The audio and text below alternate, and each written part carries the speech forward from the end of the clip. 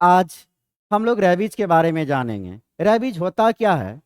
अगर कोई मानव रेबीज संक्रमित रहता है तो उसमें क्या क्या लक्षण दिखने को मिलता है और इस वायरस से कैसे बचा जा सकता है, इस सारे चीज की चर्चा हम लोग आज विस्तृत रूप से करेंगे। तो सबसे पहले जान लेते हैं रेबीज क्या है। तो रेबीज एक वायरल बीमारी है। अब यह फैलता कैसे है? यदि कोई रेबीज संक्रमित जानवर किसी इंसान या किसी दूसरे जानवर को काटता है या खरोचता है तो वह रेबीज संक्रमित हो जाता है। कभी कभी संक्रमित जानवर की लार मानव की आंख, नाक, मुंह के संपर्क में आता है तो वह मानव रेबीज संक्रमित हो जाता है।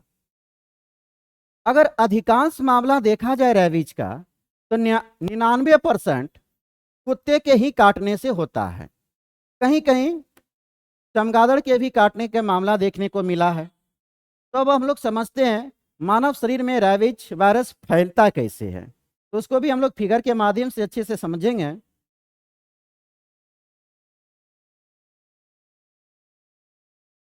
तो जब कोई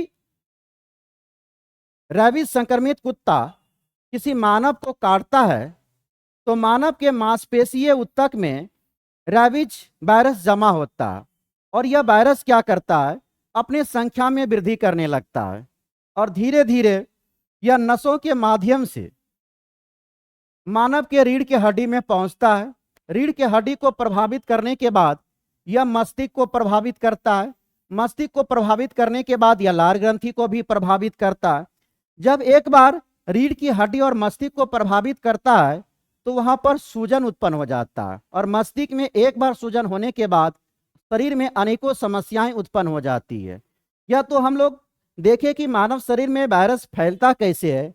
अब अगर कोई व्यक्ति रेबीज संक्रमित हो गया तो उसमें क्या क्या लक्षण देखने को मिलेगा, अब उसके बारे में जान लेते हैं।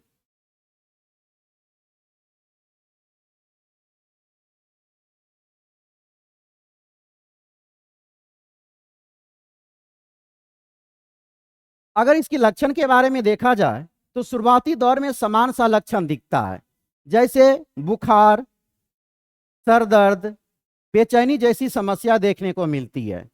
लेकिन जब मानव शरीर में यह वायरस अपना विकराल रूप धारण करता है तो मानव में अनेकों समस्याएं उत्पन्न होने लगती है, जैसे चिंता, निगलने की समस्या, गले की दर्द, सांस लेने में समस्याएं। इस सारी समस्या किसे होने लगती है? रेबीज संक्रमण से। अब वहीं बात करें, इसका सबसे महत्वपूर्ण क्या होता है कि इनको पानी से डर लगता है, जिसको क्या कहते हैं? हाइड्रोफोबिया। अब पानी से डर इसको क्यों लगता है? यह पानी भी नहीं पी सकता है।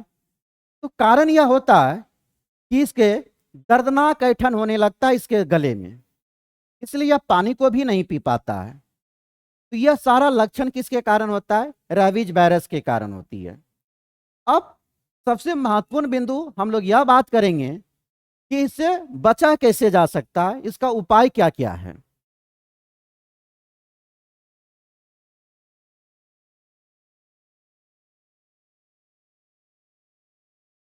तो अगर इसके उपाय की बात किया जाए तो जब रेबीज संक्रमित कुत्ता मानव को काटता है तो तुरंत ही उसे साफ पानी से उसकी सफाई किया जाना चाहिए और सफाई करने के बाद उसे तुरंत ही रेबीज का वैक्सीन लेना अनिवार्य होता है,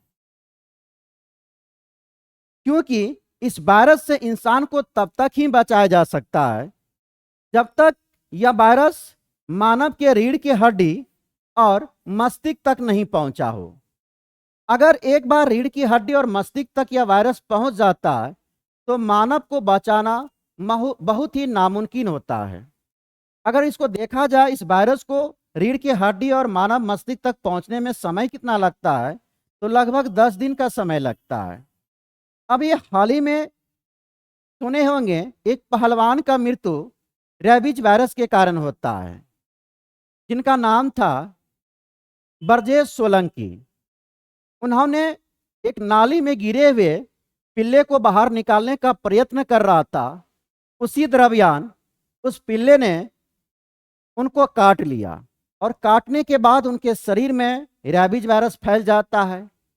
उन्होंने इसको नज़रअंदाज किया, जिसके कारण वह रैबीज बीमारी का शिकार हो जाता है और अंततः इसके कारण उनकी मृत्यु भी हो जाता है। इसीलिए इस बीमारी के प्रति सभी इंसान को जागरूक होना बहुत ही जरूरी है और इसको सही समय पर इलाज कराना बहुत ही महत्वपूर्ण होता है।